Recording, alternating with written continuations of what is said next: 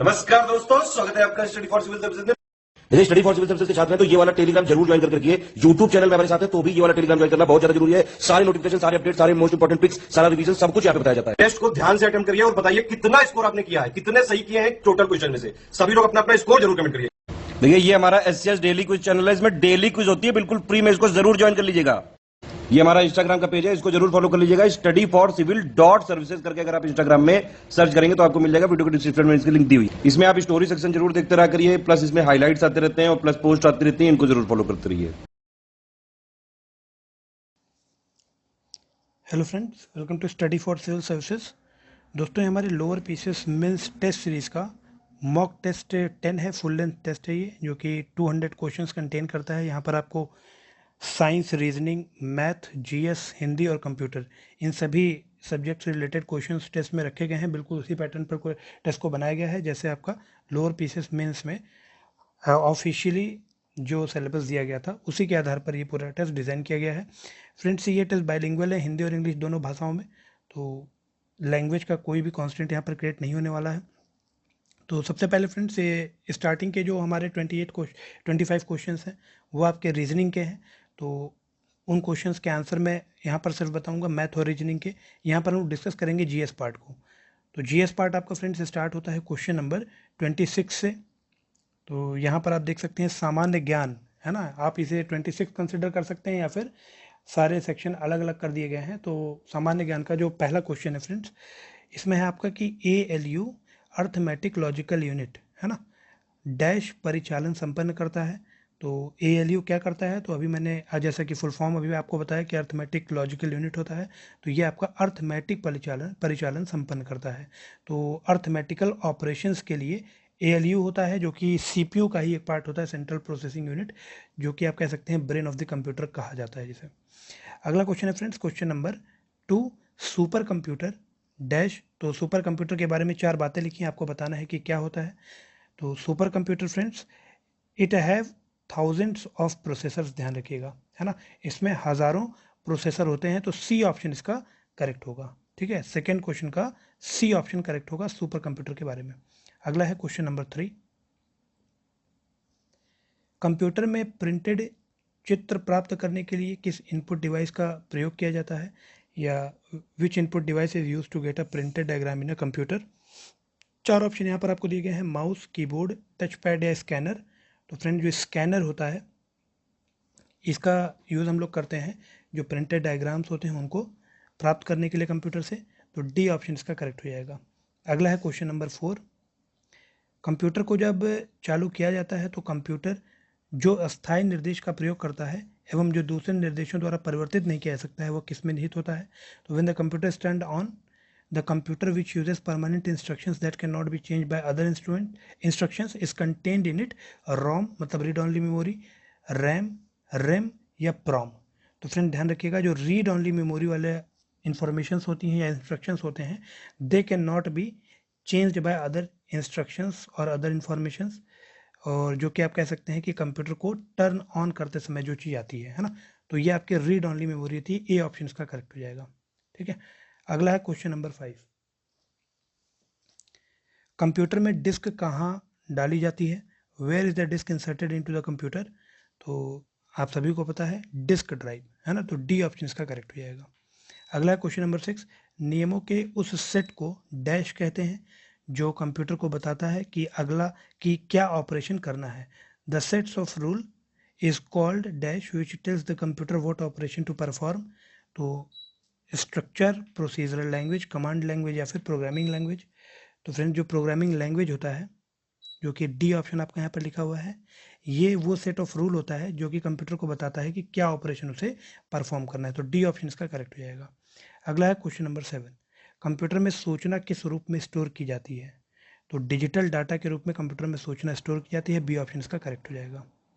अगला friends question number 8, अनुदेशों का एक सेट जो कंप्यूटर को क्या करना है बताता है, उसे क्या कहते हैं।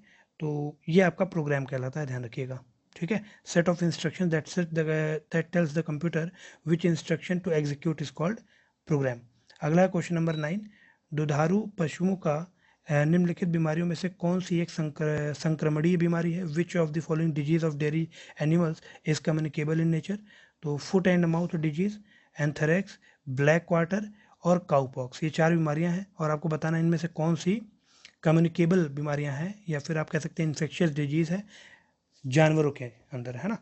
तो यहाँ पर 4 ऑप्शन आपको दिए गए हैं फ्रेंड्स, इसका डी ऑप्शन करेक्ट होगा। ये सारी ही बीमारियां foot and mouth disease, anthrax, black quarter और काउपॉक्स, ये सारी बीमारियां आप कह सकते हैं कम्युनिकेबल डिजीज हैं पशुओं के अंदर। ठीक है, अगला है क्वेश्चन नंबर 10। पौधा संरक्षण संगरोध एवं भंडारण निदेशालय कहाँ अवस्थित है? Where is the directorate of plant protection, quarantine and storage is located? तो 4 ऑप्शन थे, अहमदाबाद, हैदराबाद, फरीदाबाद या न्यू दिल्ली। तो फ्रेंड्स फरीदाबाद इसका करेक्ट आंसर होगा, सी ऑप्शन। अगला है क्वेश्चन नंबर 11। निम्नलिखित में से किस जिले को अंतर्राष्ट्रीय सीमा स्पर्श नहीं करती है? बलरामपुर, श्रावस्ती, पीलीभीत या बस्ती? तो विच of the following districts does not share the boundary with the international border? तो फ्रेंड्स जो बस्ती है ये कोई भी इंटरनेशनल बॉर्डर फॉर्म नहीं करती, ध्यान रखिएगा। ठीक है, तो डी ऑप्शन इसका करेक्ट हो जाएगा। अगला है क्वेश्चन नंबर 13। Question number 12।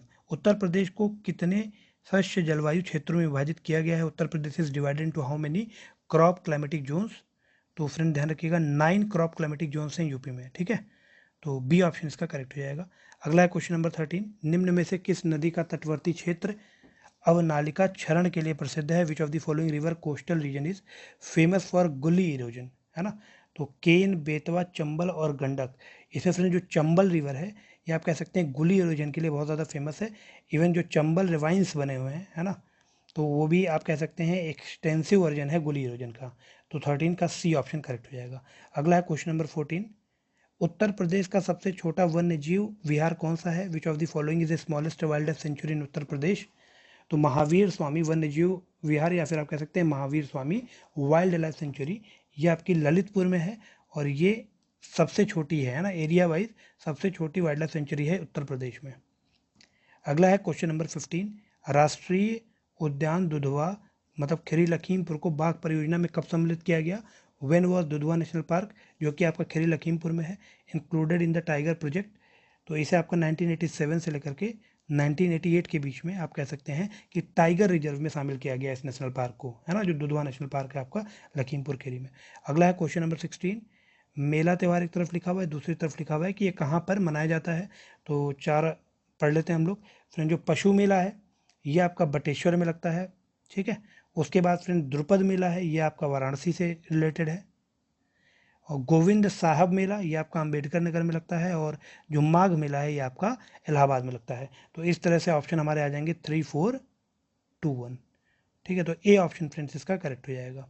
अगला है क्वेश्चन नंबर 17। 2 लिस्ट दिए गए हैं और देख लेते हैं। सूची 1 में एक तरफ लिखा हुआ है गुरु नानक प्रथम, और तो गुरु नानक प्रथम फ्रेंड्स से किससे रिलेटेड थे?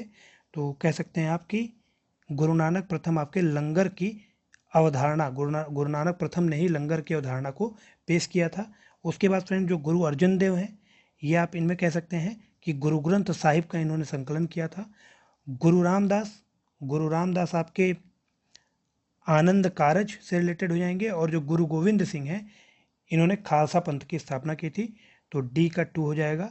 तो यहाँ पर फ्रेंड्स जो सही मिलान बना हमारा वो है ए का 1, बी का 4, सी का 3 और डी का 2। ठीक है, तो 1, 4, 3, 2। ठीक है, तो 14, 32 आप यहाँ पर देख सकते हैं 1, 4, 3, 2 सी ऑप्शन में आपको मिल जाएगा। तो सी इसका करेक्ट ऑप्शन है। अगला है फ्रेंड्स क्वेश्चन नंबर 18। यहाँ पर भी आपको मिलान करना है। तो एक तरफ आपके पद लिखे हुए हैं, है ना, और दूसरी तरफ उनका मतलब लिखा हुआ है या उनको आप कह सकते हैं रिलेट किया गया है। तो फ्रेंड्स यहाँ पर जो पेशवा है इसको आप प्रधानमंत्री से ही कंपेयर कर सकते हैं। ठीक है, उसके बाद जो न्यायाधीश है, न्यायाधीश आपका हो जाएगा आज के समय का मुख्य न्यायाधीश पंडित राव आप कह सकते हैं फ्रेंड्स धर्म मंत्री हो जाएगा। और जो सचिव है ये आपका वित्त मंत्री हो जाएगा, मतलब डी का 2। तो इस तरह से अगर आप ऑप्शन को मिलाएंगे तो 1, 4, 3, 2 यहाँ पर भी आपको 1, 4, 3, 2 मिल गया और ये आपका सी ऑप्शन करेक्ट हो जाएगा। ठीक है, तो 18th का सी ऑप्शन करेक्ट होगा। अगला है क्वेश्चन नंबर 19। निम्नलिखित कथनों पर विचार करें और शासक की पहचान करें। तो पहला कथन लिखा है कि उनके द्वारा चेहरा और दाग प्रथा की शुरुआत की गई थी और 40 के समूह की शक्ति को तोड़ दिया था उन्होंने। तो आप कह सकते हैं कि जो ग्रुप ऑफ 40 था 40 गनी, है ना, इसको चहल गनी कहा जाता था। तो ये अलाउद्दीन खिलजी की ही बात हो रही है यहाँ पर। दाग सिस्टम की भी प्रथा अलाउद्दीन खिलजी के द्वारा शुरू की गई थी। तो यहाँ पर आप कह सकते हैं कि बी ऑप्शन करेक्ट होगा। ठीक है। और उन्होंने बाजार के सुधारों की शुरुआत की थी, मतलब जो मार्केट रिफॉर्म्स होते हैं उनके द्वारा इंट्रोड्यूस किए गए थे। तो यहाँ पर हम बात कर रहे हैं अलाउद्दीन खिलजी की, जो कि खिलजी डायनेस्टी का रूलर था दिल्ली सल्तनत के अंतर्गत। तो बी ऑप्शन फ्रेंड्स इसका करेक्ट हो जाएगा। ठीक है। अगला है क्वेश्चन नंबर 20। स्वतंत्रता प्राप्ति के बाद संविधान सभा की स्थिति में क्या बदलाव किए गए? तो इसे एक पूर्ण संप्रभु निकाय बना दिया गया। It was made a full sovereign body. उसके बाद ये 100% करेक्ट है। It was empowered to abrogate और alter any law made by the British parliament in relation to India. मतलब इसे भारत के संबंध में ब्रिटिश संसद द्वारा बनाए गए किसी भी कानून को निरस्त या परिवर्तित करने का अधिकार दिया गया। तो बिना इसको दिए हम सब संप्रभु बना ही नहीं सकते, है ना। तो सोवरिन बनाने के लिए ये इंपॉर्टेंट है कि जो कंट्री हो वो अपने हित के लिए, हमने अपने हित और अहित दोनों के ही लिए अपना स्वयं डिसीजन ले, किसी और के ऊपर आधारित ना हो, है ना, या किसी और कंट्री का स्वामित्व ना हो। तो दूसरा ऑप्शन भी 100% करेक्ट है। तीसरे को देखते हैं। इसे देश में सामान्य कानूनों को लागू करने का अधिकार दिया गया। It enact the ordinary law of the country. तो बिल्कुल सही है। कॉन्स्टिट्यूएंट असेंबली का यही मेन एम था कि हम एक संविधान को बनाएं, है ना, और उसी संविधान को आप कह सकते हैं पैमाना मान करके देश के लिए और भी बहुत सारे कानून बनाए जा सके। तो तीनों ही ऑप्शन यहाँ पर करेक्ट हैं। तो हम कह सकते हैं कि डी ऑप्शन, जिसमें आप कह सकते हैं ऑल ऑफ द अबव या फिर उपरोक्त सभी, करेक्ट होगा। अगला है क्वेश्चन नंबर 21। निम्नलिखित कथनों पर विचार करें और सही विकल्प का चयन करना है यहाँ पर भी। तो क्वेश्चन नंबर 21 में पहला है फ्रेंड्स कि मुख्यमंत्री विधान परिषद का हिस्सा हो सकता है। तो बिल्कुल सही है, ये मुख्यमंत्री विधान परिषद का हिस्सा बिल्कुल हो सकता है। मुख्यमंत्री की सदस्यता किसी भी सदन की हो, वह केवल विधानसभा के प्रति उत्तरदायी होता है। तो ये भी बिल्कुल सही है। और उसके बाद फ्रेंड्स कि विधानसभा और विधान परिषद के पास साधारण विधेयक पारित करने के समान अधिकार होते हैं। ये बिल्कुल गलत हो जाएगा, है ना, क्योंकि विधान परिषद के पास कोई अधिकार नहीं है। होल एंड सोल राइट्स किसके पास हैं? लेजिस्लेटिव असेंबली के पास, विधानसभा के पास। तो यहाँ पर केवल ए ऑप्शन करेक्ट होगा, 1 और 2 ओनली। ठीक है। अगला है क्वेश्चन नंबर 22। राज्यसभा का अध्यक्ष संयुक्त बैठक की अध्यक्षता क्यों नहीं करता है? तो क्योंकि वह संसद के किसी भी सदन का सदस्य नहीं होता है। तो बिल्कुल सही बात है। जो राज्यसभा का अध्यक्ष होता है वो कौन होता है? तो ये आपका वाइस प्रेसिडेंट होता है, ध्यान रखिएगा, है ना। X officio chairman of Rajya Sabha होता है। और चूंकि अगर इसी के काउंटर पार्ट को हम लोकसभा में देखें, जो कि आपका स्पीकर होता है, तो जो स्पीकर है ये आपका ही और she was the member of one of the house of the parliament. जो स्पीकर होता है वो आपका मेंबर होता है पार्लियामेंट का। लेकिन जो राज्यसभा का चेयरमैन है ना, एक्स ऑफिसो चेयरमैन है, जो कि वाइस प्रेसिडेंट है, ये किसी भी सदन का या राज्यसभा या लोकसभा में से किसी का भी मेंबर नहीं होता है। इसलिए हम कह सकते हैं कि चूंकि ये मेंबर नहीं है तो उनके सदस्यों की अध्यक्षता ये क्यों करेगा, है ना। तो ए ऑप्शन बिल्कुल करेक्ट है। और ये ऑप्शन इलॉजिकल है क्योंकि वह उपराष्ट्रपति होता है, तो इसको इसकी वजह से वो अध्यक्षता ना करे, ऐसी कोई बात संविधान में नहीं लिखी गई है, ऐसा कोई निष्कर्ष भी नहीं निकाला जा सकता है। तो ए और बी दोनों भी नहीं हो सकते और दोनों नहीं भी गलत हैं। तो इसलिए हमारा ए ऑप्शन करेक्ट होगा, है ना, क्योंकि जो राज्यसभा का एक्स ऑफिसो चेयरमैन है, वाइस प्रेसिडेंट, वो किसी सदन का सदस्य नहीं होता है, इसलिए वो उनके संयुक्त बैठक की अध्यक्षता नहीं करता है। ठीक है। तो उसके बाद फ्रेंड्स क्वेश्चन नंबर 23। भारत की 2011 की जनगणना के अनुसार न्यूनतम साक्षरता दर वाला जिला कौन सा है? तो 2011 की जनगणना के अनुसार अलीराजपुर, जो कि आप कह सकते हैं मध्य प्रदेश का एक जिला है, बी ऑप्शन, अलीराजपुर मध्य प्रदेश का एक जिला है। ये न्यूनतम साक्षरता दर वाला जिला है, जिसको आप कह सकते हैं 36.1% साक्षरता है। तो जल्दी से कमेंट सेक्शन में फ्रेंड्स कमेंट करके बताइएगा। कल के टेस्ट में आपको बताया गया था, टेस्ट नंबर 9 में ये क्वेश्चन, कि सबसे अधिक साक्षरता दर वाला जो जिला है वो कौन सा है, उसका नाम क्या है ना। ये हम लोगों ने अभी लास्ट क्लास में डिस्कस किया था। तो सबसे ज़्यादा साक्षरता दर वाला जो जिला है भारत का, वो कौन सा है, इसे आपको कमेंट सेक्शन में कमेंट करके बताना है। अगला है फ्रेंड्स क्वेश्चन नंबर 24। 2011 की जनगणना के अनुसार उत्तर प्रदेश की दशकीय वृद्धि दर कितनी है? तो 20.2 इंपॉर्टेंट है, याद रखिएगा सी ऑप्शन। 2011 की जनगणना के अनुसार जो उत्तर प्रदेश की डिकेडल ग्रोथ रेट है ना, दशकीय वृद्धि दर, ये आपका 20.2% का है। अगला है क्वेश्चन नंबर 25। उत्तर प्रदेश का शिशु लिंगानुपात कितना है? तो चाइल्ड सेक्स रेशियो यूपी का कितना है? ये आपका 9:2 हो जाएगा, ठीक है, ए ऑप्शन करेक्ट हो जाएगा। अगला है फ्रेंड्स क्वेश्चन नंबर 26। 2011 की जनगणना के अनुसार भारत के शहरी लिंगानुपात में 2001 की जनगणना के सापेक्ष कितने अंकों की वृद्धि हुई है? According to the 2011 census, by how many points the India's urban sex ratio relative to the 2001 census is increased? तो आप कह सकते हैं 29%, है ना। तो बी ऑप्शन इसका करेक्ट हो जाएगा।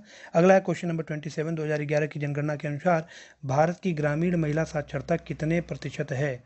What is the percentage of rural female literacy in India as per 2011 census? तो एज पर 2011 सेंसस अगर हम शहरी एज पर 2011 सेंसस जो रूरल फीमेल लिटरेसी रेट है ना, वो आपका 57.9% है, ध्यान रखिएगा 57.9%। और अगर हम कुल महिला साक्षरता की बात करें या कुल महिला साक्षरता दर की बात करें, total female literacy rate in India, तो ये आपका हो जाएगा 64.6%, ठीक है। तो 57.9 सी ऑप्शन फ्रेंड्स इसका करेक्ट होगा। अगला है क्वेश्चन नंबर 28। मिश्रित अर्थव्यवस्था का तात्पर्य क्या है? तो मिश्रित अर्थव्यवस्था का मतलब होता है जिसमें दोनों ही मिले हुए हैं। कौन से दोनों? तो निजी और सार्वजनिक, मतलब प्राइवेट और पब्लिक सेक्टर अगर दोनों ही मिले हों तो हम कह सकते हैं कि वो जो अर्थव्यवस्था होगी वो मिश्रित होगी या मिक्स्ड इकॉनमी होगी। तो यहाँ पर आप देख सकते हैं निजी और सार्वजनिक दोनों क्षेत्र की विद्यमानता हो, existence of both private and public sectors, ठीक है। तो बी ऑप्शन इसका करेक्ट हो जाएगा। अगला है फ्रेंड्स क्वेश्चन नंबर 29। छिपी बेरोजगारी से क्या तात्पर्य है? Hidden unemployment means. तो छिपी बेरोजगारी क्या होती है? तो हम कह सकते हैं कि किसी काम में बहुत ज़्यादा लोग इंगेज हों, है ना। सपोज कीजिए एक काम है जो कि केवल 2 लोग कर सकते हो, लेकिन इस काम को 20 लोग मिलके कर रहे हों, तो जो 12 आप कह सकते हैं 18 लोग हैं, है ना।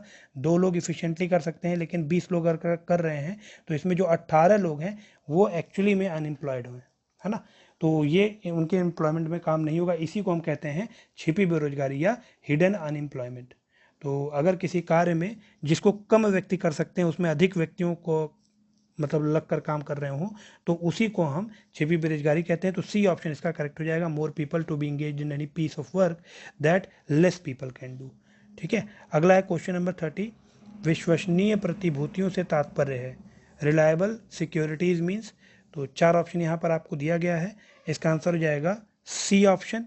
ऐसे शेयर जिन पर लगातार ऊंची दर का लाभ प्राप्त हुआ हो, share that have been constantly among the high rates of profit, है ना। तो सी ऑप्शन इसका करेक्ट हो जाएगा। इसे हम लोग रिलायबल सिक्योरिटीज की संज्ञा देते हैं। अगला है क्वेश्चन नंबर 31। मिलान करो वाला है।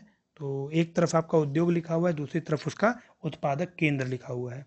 तो जूट का सामान मतलब जो जूट गुड्स होते हैं वो आपके टीटागढ़ से रिलेटेड है, ध्यान रखिएगा। तो एक का 4 आ जाएगा। रेशमी वस्त्र फ्रेंड्स बेंगलोर, इसके लिए आप कह सकते हैं जाना जाता है। ऊनी वस्त्र आप कह सकते हैं फ्रेंड्स लुधियाना। और जो ऊनी कालीन है ये आपका हो जाएगा भदोही। तो इस तरह से हमारे पास जो ऑप्शन मिले वो हैं 4, 3, 2, 1। बी ऑप्शन इसका करेक्ट हो जाएगा, ठीक है। तो 31 का आंसर क्या हो जाएगा? बी। अगला है फ्रेंड्स क्वेश्चन नंबर 32। किस उद्योग के विषय में निम्न कारकों पर विचार कीजिए? तो कि consider the following factors regarding any industry. यहाँ पर फ्रेंड्स पूंजी निवेश का मतलब हो गया कैपिटल इन्वेस्टमेंट, व्यवसाय आवर्त का मतलब हो गया business period, Shram Shakti man power को दर्शाता है, और बिजली की खपत आप कह सकते हैं पावर कंजम्पशन। तो इसमें आपसे कहा जा रहा है कि किसी भी उद्योग के लिए फैक्टर्स क्या होंगे। तो फ्रेंड्स यहाँ पर हम कह सकते हैं कि कैपिटल इन्वेस्टमेंट तो होगा ही होगा, है ना। उसके बाद मैन पावर और पावर कंजम्पशन, ये बहुत ही मोस्ट इंपॉर्टेंट फैक्टर्स हैं। तो इसका ए ऑप्शन करेक्ट हो जाएगा, जिसको हम लोग 1, 3, 4 कह सकते हैं, ठीक है। तो 1, 3, 4 ए ऑप्शन करेक्ट होगा क्वेश्चन नंबर 32 का। अगला है क्वेश्चन नंबर 33। निम्नलिखित कथनों पर विचार कीजिए। तो यहाँ पर पहला स्टेटमेंट लिखा है फ्रेंड्स कि पारिस्थितिकी कार्य प्रणाली की विविधता जितनी अधिक होगी पारिस्थितिकी तंत्र उतना ही अधिक स्थिर होगा। ठीक है, और उसके बाद लिखा है दूसरा ऑप्शन कि जिस पारिस्थितिकी तंत्र में ऊर्जा प्रवाह ज़्यादा और आहार श्रृंखला बड़ी होगी वह पारिस्थितिकी तंत्र उतना ही अधिक स्थिर होगा। तो यहाँ पर दो बातें की गई हैं। तो यहाँ पर फ्रेंड्स से इंग्लिश में एक बार पढ़ लेते हैं कि greater the diversity of ecological functions the more stable the ecosystem. तो ये ऑप्शन गलत हो जाएगा आपका। दूसरे में की अगर हम बात करें कि the ecosystem in which energy flow and food chain will be larger more stable the ecosystem, दूसरा स्टेटमेंट 100% करेक्ट है। आपसे करेक्ट ही पूछा गया था तो आंसर क्या हो जाएगा B2 ओनली। ठीक है, अगला है क्वेश्चन नंबर 34।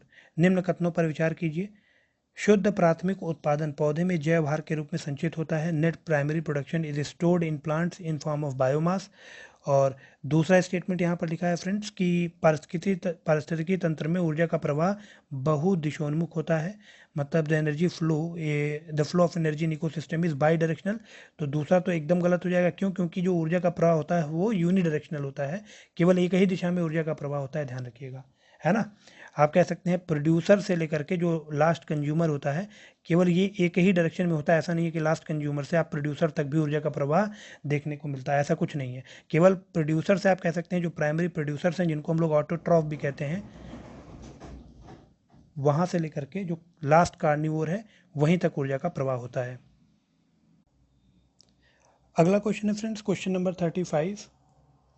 निम्न पर विचार कीजिए। उपर्युक्त में से कौन सा से उत्सर्जन ऊष्मीय शक्ति संयंत्रों में कोयला दहन से उत्सर्जित होते हैं? Which of the above are emitted from coal combustion in thermal power plants, है ना। कोयले के जलने से थर्मल पावर प्लांट्स में इनमें से क्या एमिट होता है या क्या निकलता है? कार्बन डाइऑक्साइड, नाइट्रोजन के ऑक्साइड या सल्फर के ऑक्साइड? तो फ्रेंड्स सारे ही उत्सर्जित होते हैं थर्मल पावर प्लांट्स में जहाँ पर कोल बर्न होता है, जहाँ पर कोयला बर्न होता है। तो डी ऑप्शन इसका करेक्ट हो जाएगा, ऑल ऑफ द अबव। ठीक है, तो क्वेश्चन नंबर 35 का क्या हो जाएगा? D, all of the above. यहाँ से आपका नाइट्रोजन के ऑक्साइड, सल्फर के ऑक्साइड और कार्बन डाइऑक्साइड तीनों ही उत्सर्जित होते हैं।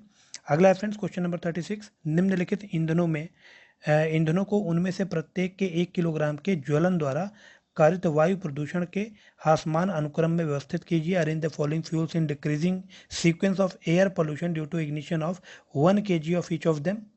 तो यहाँ पर फ्रेंड्स हम कह सकते हैं कि आपको डिक्रीजिंग ऑर्डर में इसको लगाना है। ठीक है, तो डिक्रीजिंग ऑर्डर में हम कह सकते हैं सबसे ज़्यादा डीजल से हो जाएगा। ठीक है, उसके बाद पेट्रोल और देन CNG। तो बी ऑप्शन इसका करेक्ट हो जाएगा। ठीक है, 36 का बी ऑप्शन करेक्ट हो जाएगा। अगला है क्वेश्चन नंबर 37। जैव विविधता के परिवर्तन किस प्रकार होता है? Biodiversity is varied in which manner? तो 4 ऑप्शन यहाँ पर दिया गया है। भूमध्य रेखा की तरफ बढ़ती है, इंक्रीजिंग टुवर्ड द इक्वेटर। दूसरा है डिक्रीजिंग टुवर्ड द इक्वेटर। तो हम सभी को पता है कि जो बायोडाइवर्सिटी होती है फ्रेंड्स, जहाँ पर टेम्परेचर और रेनफॉल ज़्यादा होगी वहाँ पर आपको बायोडाइवर्सिटी ज़्यादा देखने को मिलेगी। तो हम कह सकते हैं इक्वेटर की तरफ जब हम जैसे जैसे बढ़ेंगे तो जो बायोडाइवर्सिटी है वो हमारी इंक्रीज करेगी, है ना, बढ़ती हुई दिखाई देगी। तो ए ऑप्शन इसका करेक्ट हो जाएगा, इंक्रीजेस टुवर्ड्स द इक्वेटर। ठीक है, मतलब भूमध्य रेखा की तरफ बढ़ती है। उसके बाद है क्वेश्चन नंबर 38। जैव विविधता संरक्षण के स्वस्थानीय संरक्षण विधि के संदर्भ में निम्न कथनों पर विचार कीजिए। मतलब with the reference to the in situ conservation method of biodiversity conservation consider the following statements. यहाँ पर आपको 4 ऑप्शंस लिखा गया है। Under this the fauna and flora are conserved in their natural habitat. तो बिल्कुल सही है। इन सिटू जो हमारा कंजर्वेशन होता है उसमें जो फ्लोरा या फौना होता है, मतलब प्लांट या एनिमल आप कंसीडर कर सकते हैं, उनको उनके नेचुरल हैबिटेट में ही कंजर्व किया जाता है, प्रोटेक्ट किया जाता है। पहला ऑप्शन हमारा करेक्ट हो जाएगा। दूसरा है by this method only 1 species is conserved in a particular area. तो ये आपका ऑप्शन गलत हो जाएगा, है ना। उसके बाद है तीसरा, in situ conservation method is cheaper and easier than ex situ conservation method, बिल्कुल सही है। तो 1 और 3 बिल्कुल करेक्ट है। Under this national park sanctuaries and biosphere reserves are constructed. तो ये तो आप सभी को पता है। तो 1, 3, 4 आपका करेक्ट हो जाएगा, बी ऑप्शन इसका करेक्ट होगा। ठीक है, तो मतलब सेकंड ऑप्शन आपको एलिमिनेट करना था तो ए और डी ऑप्शन चला जाता, और तीसरा 100% करेक्ट है तो इसलिए हम 1, 3, 4 के साथ जाएंगे, बी ऑप्शन इसका करेक्ट हो जाएगा। अगला है क्वेश्चन नंबर 39। उज्जैन का प्राचीनतम नाम क्या था? What is the ancient name of Ujjain? तो अवंतिका, ध्यान रखिएगा, उज्जैन का जो प्राचीनतम नाम था वो आपका अवंतिका था, है ना। तो ए अवंतिका करेक्ट ऑप्शन होगा। अगला है क्वेश्चन नंबर 40, नंद वंश के संस्थापक कौन थे? महापद्मानंद। तो ए ऑप्शन इसका करेक्ट हो जाएगा। महापद्मानंदा नंदा डायनेस्टी के फाउंडर थे, ठीक है। अगला है क्वेश्चन नंबर 41, तारीख मुबारक शाही किसकी रचना थी? हु कंपोज तारीख मुबारक शाही? तो चार ऑप्शन थे, मुबारक शाह, यहा बिन अहमद और खिजर खान और बहलोल लोदी। तो फ्रेंड्स यहाँ पर यहा बिन अहमद, ये आप कह सकते हैं तारीख मुबारक शाही के ये राइटर थे, मतलब इनके द्वारा तारीख मुबारक शाही कंपोज की गई थी, यहा बिन अहमद। अगला फ्रेंड्स क्वेश्चन नंबर 42, सल्तनत काल में इंशा ए मुमालिक किसे कहा जाता था? इन द सल्तनत पीरियड हु वॉज कॉल्ड इंशा ए मुमालिक? तो यहाँ पर फ्रेंड्स हम कह सकते हैं कि जो पत्राचार विभाग का प्रधान होता था उसे इंशा ए मुमालिक कहते थे। तो सी ऑप्शन करेक्ट हो जाएगा, है ना। Head of the correspondence department, ध्यान रखिएगा। यहाँ पर जो सैन्य विभाग का प्रधान था इसे आरिजे मुमालिक कहा जाता था, ध्यान रखिएगा, आरिजे मुमालिक, आरिजे मुमालिक। उसके बाद फ्रेंड जो जल मार्गों की देख रेख करने वाला होता था उसे अमीर बहर कहा जाता था, अमीर ए बहर, अमीर ए बहर। और जो शाही शिकार का प्रबंधक था, है ना, उसे अमीर ए शिकार कहा जाता था, अमीर ए शिकार। तो ये सारे ही इंपॉर्टेंट हैं। तो इसका आंसर हो जाएगा पत्राचार विभाग का प्रधान इंशा ए मुमालिक के नाम से जाना जाता था। निम्न में से कौन सी रचना दारा शिकोह द्वारा लिखी गई थी? Which of the following works was written by Dara Shikoh? तो फ्रेंड्स जो मुज्म उल बहरीन, है ना, मुज्म उल बहरीन डी ऑप्शन है, ये आपका दारा शिकोह के द्वारा लिखी गई रचना है। उसके बाद फ्रेंड्स क्वेश्चन नंबर 44, 19वीं सदी के उत्तरार्ध में नव हिंदुवाद के सर्वश्रेष्ठ प्रतिनिधि कौन थे? In the second half of 19th century who was the best representative of new Hinduism? तो फ्रेंड्स स्वामी विवेकानंद इसका करेक्ट आंसर हो जाएंगे, है ना, स्वामी विवेकानंद। 1893 से लेकर के 1896 का जो पीरियड था बहुत ज़्यादा सिग्निफिकेंट था with respect to Swami Vivekananda and Hindutva. अगला फ्रेंड्स क्वेश्चन नंबर 45, 20वीं सदी में नील उद्योग के पतन का मुख्य कारण क्या था? What was the main reason of downfall of indigo industry in 20th century? तो यहाँ पर आर्टिफिशियली आप कह सकते हैं आर्टिफिशियल नील का उत्पादन होने लगा था, production of the artificial Indigo, है ना। तो ए ऑप्शन करेक्ट हो जाएगा, कृत्रिम नील का उत्पादन। तो ए ऑप्शन इसका करेक्ट होगा, ध्यान रखिएगा। अगला है क्वेश्चन नंबर 46, निम्न में से किसने हिंदू विधवा पुनर्विवाह का प्रारूप तैयार किया था? Who among the following drafted the Hindu window remarriage bill? चार ऑप्शन है आपके पास, लॉर्ड डलहौजी इसका करेक्ट आंसर होगा, ध्यान रखिएगा, ठीक है। बी ऑप्शन है लॉर्ड डलहौजी, ये आप कह सकते हैं इन्होंने ड्राफ्ट तैयार किया था किसका? हिंदू विडो रीमैरिज बिल का, लॉर्ड डलहौजी। अगला है क्वेश्चन नंबर 47, निम्न में से कौन सी श्रृंखलाएं वहाँ पर अवस्थित हैं जहाँ पूर्वी और पश्चिमी घाट मिलते हैं? तो फ्रेंड जो कार्डमम हिल्स हैं, ध्यान रखिएगा, कार्डमम हिल्स ये कहाँ पर स्थित हैं? जहाँ पर पूर्वी और पश्चिमी घाट मिलते हैं, है ना। बाकी अगर पूछा जाए पूर्वी और पश्चिमी घाट कहाँ पर आकर के मिलते हैं, तो ये आप कह सकते हैं कि नीलगिरी, है ना। अगला है फ्रेंड्स क्वेश्चन नंबर 48, कुल्लू घाटी किन दो श्रृंखलाओं के मध्य स्थित है? तो धौलाधर और पीर पंजाल, धौलाधर और पीर पंजाल, डी ऑप्शन इसका करेक्ट हो जाएगा। अगला है क्वेश्चन नंबर 49, विक्टोरिया जलप्रपात किस नदी से संबद्ध है? तो जाम्बेजी रिवर, ध्यान रखिएगा, विक्टोरिया जलप्रपात आपका जाम्बेजी रिवर से रिलेटेड है और one of the largest lakes in African continent, Victoria waterfall, तो जाम्बेजी रिवर से रिलेटेड है, ध्यान रखिएगा। अगला है क्वेश्चन नंबर 50, निम्न में से भारत में स्थित प्राचीनतम समूह की चट्टानें कौन सी हैं? तो चार ऑप्शन थे, डक्कन ट्रैप, कडप्पा, आर्कियन और द्रविडियन। तो फ्रेंड जो द्रविडियन रॉक्स हैं ये आप कह सकते हैं प्राचीनतम समूह की चट्टानें हैं भारत में। 50th का आंसर हो जाएगा डी। अगला है क्वेश्चन नंबर 51, ज्वालामुखी पर्वत माउंट हेलेंस कहाँ पर स्थित है? Where the volcanic mountain Mount Helens located? तो चिले, जापान, फिलीपींस और यूएसए मतलब अमेरिका। तो इसका सही जवाब हो जाएगा फ्रेंड्स यूएसए, संयुक्त राज्य America, United states of America. जो आपका माउंट हेलेंस है ये आपका यूएसए में स्थित है, ध्यान रखिएगा, ये जो कि एक वॉल्केनिक माउंटेन है।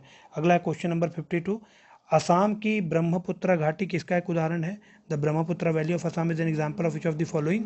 रैंप घाटी, भ्रंश घाटी, ब्लॉक पर्वत या हॉस्ट पर्वत? तो रैंप घाटी, रैंप वैली आप याद रखिएगा, ए ऑप्शन इसका करेक्ट होगा। ठीक है, अगला है क्वेश्चन नंबर 53, प्रायद्वीपीय भारत में पूर्व दिशा में बहने वाली नदियों का उत्तर दक्षिण का सही क्रम कौन सा है? In peninsular India rivers flowing eastward are showing the correct sequence of north to south direction in. तो यहाँ पर आपको लिख करके दिया गया है ऑप्शन में। तो सबसे ऊपर इन ऑप्शंस में आ जाएगी फ्रेंड्स स्वर्ण रेखा, ठीक है, उसके बाद महानदी, गोदावरी, कृष्णा, पेनार और कावेरी। तो ये एक सही क्रम है जो कि आपको ए ऑप्शन मिल जाएगा। कावेरी के बाद हो जाएगा आपका वेंगई, है ना। तो ए ऑप्शन अगर आप ध्यान दें तो यहाँ पर फ्रेंड सबसे ऊपर आ जाएगा स्वर्ण रेखा, महानदी, गोदावरी, कृष्णा, पेनार, कावेरी और वेंगई, है ना। तो ए ऑप्शन करेक्ट होगा क्वेश्चन नंबर 53 का। अगला है क्वेश्चन नंबर 54, कौन सा सही सुमेलित नहीं है? तो ए ऑप्शन है मध्य एशिया, है ना। मध्य एशिया में लिखा हुआ है अल्पाइंस, जो कि बिल्कुल करेक्ट है। उसके बाद है आपका कांगो बेसिन, कांगो बेसिन में नेग्रेटो लिखा हुआ है, तो सुमेलित नहीं है, यही पूछा जा रहा था। तो फ्रेंड्स बी ऑप्शन इसका करेक्ट हो जाएगा, क्योंकि जो कालाहारी है वहाँ बुशमैन्स प्रजातियाँ हैं, और जो स्कैंडिनेविया है वहाँ पर आप कह सकते हैं नॉर्डिक प्रजातियाँ हैं, है ना। तो जो नेग्रेटो हैं ये आपके कांगो बेसिन से रिलेटेड नहीं है, तो बी ऑप्शन इसका करेक्ट हो जाएगा। अगला है क्वेश्चन नंबर 55, निम्न में से कौन सा भारतीय नगर सबसे अधिक पूर्व की ओर अवस्थित है? तो इन ऑप्शंस में आपके हिसाब से आप देखेंगे तो लखनऊ जो है वो इन सब में सबसे ईस्ट में स्थित है। क्वेश्चन नंबर 56 है फ्रेंड्स, निम्न में से वह कौन सा अधिकार है जिसका वर्णन भारत के संविधान में नहीं किया गया है लेकिन जिसे उच्चतम न्यायालय ने मौलिक अधिकार बताया है? तो right to equality before law, ये आपका कॉन्स्टिट्यूशन में मेंशन है। एबॉलिशन ऑफ अनटचेबिलिटी कॉन्स्टिट्यूशन में मेंशन है। राइट टू फॉर्म एसोसिएशन, जो कि आपका आर्टिकल 19 क्लॉज 1 का एक सब क्लॉज है, पार्ट है। राइट टू प्राइवेसी फ्रेंड्स, ये आर्टिकल 21 के तहत अंदर इम्प्लिसिट है, छिपा हुआ है। अनुच्छेद 21 के अंतर्गत संविधान में राइट टू प्राइवेसी नाम की कोई चीज़ नहीं लिखी हुई है, लेकिन जो right to life and personal liberty है उसी का एक अभिन्न अंग बताया गया है सुप्रीम कोर्ट के द्वारा, राइट टू प्राइवेसी या निजता के अधिकार को। तो ए ऑप्शन इसका करेक्ट हो जाएगा, 56 का ए ऑप्शन करेक्ट हो जाएगा। अगला है क्वेश्चन नंबर 57, केंद्र सरकार में मंत्रिमंडल सचिवालय किसके अधिकार के अंतर्गत आते हैं? Under whose influence the cabinet secretariat works in central government. तो जो कैबिनेट सेक्रेटरिएट होता है सेंट्रल गवर्नमेंट के अंडर में फ्रेंड्स, तो प्राइम मिनिस्टर के इन्फ्लुएंस में काम करता है, ध्यान रखिएगा। तो सी ऑप्शन इसका करेक्ट होगा, प्राइम मिनिस्टर या प्रधानमंत्री। क्वेश्चन नंबर 58 है आपका कि भारतीय संसद किस रीति से प्रशासन पर नियंत्रण करती है? How does the Indian parliament control administration? तो यहाँ पर 4 ऑप्शन लिखे गए थे, तो ध्यान रखिएगा। जो पार्लियामेंट है वो एडमिनिस्ट्रेशन पे कंट्रोल किसके माध्यम से करती है? तो जो पार्लियामेंट्री कमिटीज़ होती हैं, है ना, जो पार्लियामेंट्री समितियाँ होती हैं, संसदीय समितियाँ, उनके माध्यम से पार्लियामेंट एडमिनिस्ट्रेशन पे कंट्रोल करता है। तो ए ऑप्शन इसका करेक्ट हो जाएगा, ठीक है, थ्रू पार्लियामेंट्री कमिटीज़, संसदीय समितियों के माध्यम से। अगला है क्वेश्चन नंबर 59, निम्न में से कौन सा विषय केंद्रीय सूची में शामिल नहीं है? तो जो ट्रेड यूनियन है, मजदूर संगठन, ये आपका यूनियन लिस्ट में शामिल नहीं है, ध्यान रखिएगा। अगला है क्वेश्चन नंबर 60, भारतीय प्रतिस्पर्धा आयोग का गठन कब किया गया? तो कंपटीशन कमीशन ऑफ इंडिया ये कब इस्टेब्लिश किया गया था? तो 14 अक्टूबर 2002, 14 अक्टूबर 2002 को कंपटीशन कमीशन ऑफ इंडिया की नींव रखी गई थी। अगला क्वेश्चन नंबर 61, और ध्यान रखिएगा फ्रेंड्स कि ये जो आपका कंपटीशन कमीशन ऑफ इंडिया ये एक स्टैट्यूटरी बॉडी है, मतलब सांविधिक निकाय है, ध्यान रखिएगा, सांविधिक निकाय है, ठीक है। तो कौन से एक्ट के तहत इसका गठन किया गया? तो जो आपका कंपटीशन एक्ट था 2002 का, है ना, कंपटीशन एक्ट था आपका 2002 का, उसके तहत ही कंपटीशन कमीशन ऑफ इंडिया का गठन 2002 में किया गया था। अगला है फ्रेंड्स क्वेश्चन नंबर 61, भारत सरकार का प्रवर्तन निदेशालय किस मंत्रालय के अंतर्गत काम करता है? Under which ministry does the enforcement directorate of government of India operates? तो ये आपका आ जाएगा वित्त मंत्रालय या मिनिस्ट्री ऑफ फाइनेंस। अगला है फ्रेंड्स क्वेश्चन नंबर 62, 20वीं पशुधन जनगणना के अनुसार किस राज्य में पशुओं की संख्या में सबसे अधिक वृद्धि दर्ज की गई है? तो पश्चिम बंगाल आप कह सकते हैं 20वीं पशुधन जनगणना के अनुसार या 20th लाइफ स्टॉक सेंसस के अकॉर्डिंग जो सबसे ज़्यादा, है ना, आप कह सकते हैं लार्जेस्ट इंक्रीज एनिमल्स का कहाँ पर रिकॉर्ड किया गया है? तो वो आपका है वेस्ट बंगाल या पश्चिम बंगाल। अगला है क्वेश्चन नंबर 63, पेप्सिको कंपनी ने उत्तर प्रदेश के किस शहर में 15 सितंबर 2021 को 814 करोड़ रुपए की लागत से अपना ग्रीन फील्ड फूड प्लांट स्थापित किया है? तो in which city of Uttar Pradesh PepsiCo company has set up its green field food plant on 50th September 2021 at a cost of rupees 814 crore? तो इसका आंसर हो जाएगा फ्रेंड्स ए, आपका है मथुरा। ठीक है, मथुरा इसका करेक्ट आंसर होगा। अगला है क्वेश्चन नंबर 64, निम्नलिखित में से सही कथन का चुनाव करना था। करेक्ट स्टेटमेंट, हाल ही में लखनऊ में दिव्यांगों के लिए देश में अपनी तरह का पहला स्टेडियम बनाया गया है। तो बिल्कुल सही है। अगला स्टेटमेंट है कि SGPGI लखनऊ में उन्नत मधुमेह केंद्र की स्थापना की जाएगी। Advance diabetic centre will be set up at SGPGI Lucknow. दोनों स्टेटमेंट यहाँ पर करेक्ट हैं, तो सी ऑप्शन इसका करेक्ट हो जाएगा। 64 का सी ऑप्शन करेक्ट होगा। अगला फ्रेंड्स क्वेश्चन नंबर 65, हाल ही में कौन सा देश पनडुब्बी से दागी जाने वाली बैलिस्टिक मिसाइल का सफल परीक्षण करने वाला विश्व का 7वां देश बना है? Which country has recently became the 7th country in the world to successfully test a submarine launched ballistic missiles? तो साउथ कोरिया आप कह सकते हैं फ्रेंड्स, विश्व का 7वां देश बना है। ठीक है, तो दक्षिण कोरिया, साउथ कोरिया इसका करेक्ट आंसर हो जाएगा। तो सी ऑप्शन करेक्ट हो जाएगा क्वेश्चन नंबर 65 का। अगला है क्वेश्चन नंबर 66, औद्योगिक उत्पादन सूचकांक के अनुसार निम्न में से किस प्रमुख क्षेत्र का भारण सबसे अधिक है? According to the IPI industrial production index, which of the following major sector has the highest weightage? Electricity, refinery product, steel या कोल? तो फ्रेंड जो रिफाइनरी उत्पाद हैं, बी ऑप्शन आपका यहाँ पर करेक्ट हो जाएगा, है ना। रिफाइनरी प्रोडक्ट्स इसका हाईएस्ट वेटेज है इंडस्ट्रियल प्रोडक्शन इंडेक्स में। तो हम कह सकते हैं जो रिफाइनरी उत्पाद है, रिफाइनरी प्रोडक्ट, ये आपका 28.04% के साथ शीर्ष स्थान पर है। इसके बाद आप कह सकते हैं इलेक्ट्रिसिटी जो यहाँ पर लिखा हुआ है इसका है 19.85%, और जो स्टील लिखा हुआ है, स्टील का है आपका फ्रेंड्स 17.92%, और जो कोल है, कोयला, इसका है आपका 10.33%। ठीक है, अगला क्वेश्चन है फ्रेंड्स क्वेश्चन नंबर 67, निम्न में से सही कथन का आपको चयन करना है। पहला है शिक्षा वार्षिक स्थिति रिपोर्ट ASII नीति आयोग द्वारा जारी की जाती है, ये पहला ऑप्शन लिखा हुआ है। और दूसरा है इसके द्वारा स्कूल आधारित सर्वेक्षण किया जाता है। तो फ्रेंड दोनों ही ऑप्शन यहाँ पर गलत लिखे हुए हैं, तो आंसर हो जाएगा डी, कोई नहीं। तो फ्रेंड्स जो आपका शिक्षा वार्षिक स्थिति रिपोर्ट है, ये आपका नीति आयोग के द्वारा नहीं, बल्कि आप कह सकते हैं कि NGO है ना, नॉन गवर्नमेंटल ऑर्गेनाइजेशन है, जिसको प्रथम बोला जाता है। प्रथम के द्वारा ये जारी की जाती है, जो कि एक NGO है। और इसमें जो सर्वेक्षण किया जाता है ये स्कूल आधारित ना होकर के आप कह सकते हैं घर आधारित सर्वेक्षण होता है ना। हाउस होल्ड बेस्ड सर्वे होता है ये आपका स्कूल बेस्ड सर्वे नहीं होता है। तो डी ऑप्शन इसका हो जाएगा, इनमें से कोई नहीं। अगला है क्वेश्चन नंबर 68, सितंबर 2021 में प्रकाशित रिपोर्ट के अनुसार ई श्रम पोर्टल पर पंजीकरण के मामले में प्रथम स्थान पर कौन सा राज्य है? तो फ्रेंड्स इसका आंसर हो जाएगा ए, बिहार, है ना। जो आपका ई श्रम पोर्टल है उसमें पंजीकरण के मामले में, या फिर आप कह सकते हैं इन टर्म्स ऑफ रजिस्ट्रेशन, जो बिहार है वो नंबर 1 पर है as per the report published in September 2021।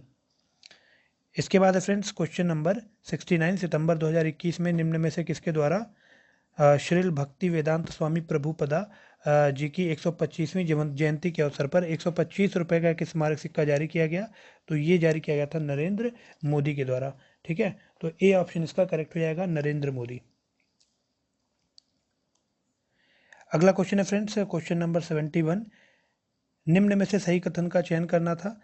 पहला लिखा हुआ है कि बथुकम्मा त्यौहार आंध्र प्रदेश राज्य में मनाया जाता है, और दूसरा लिखा हुआ है कि इसे राज्य के पुरुषों द्वारा मनाया जाता है। तो फ्रेंड्स यहाँ पर दोनों ही स्टेटमेंट गलत लिखे हुए हैं, तो डी ऑप्शन इसका करेक्ट हो जाएगा, इनमें से कोई नहीं। क्योंकि बथुकम्मा जो त्यौहार है ये आपका आंध्र प्रदेश में ना मना करके ये तेलंगाना में मनाया जाता है। ध्यान रखिएगा, बथुकम्मा फेस्टिवल जो है ये आपका तेलंगाना से एसोसिएटेड है। ठीक है, और इसे राज्य की महिलाओं के द्वारा मनाया जाता है, ध्यान रखिएगा।